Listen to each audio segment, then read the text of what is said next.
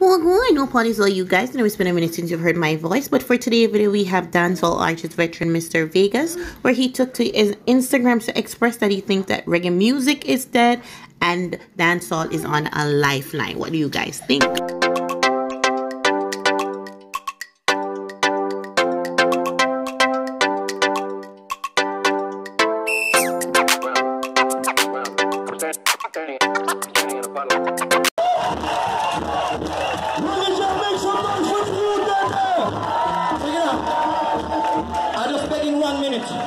I got so much song to sing, but we're gonna leave it right here with this young man.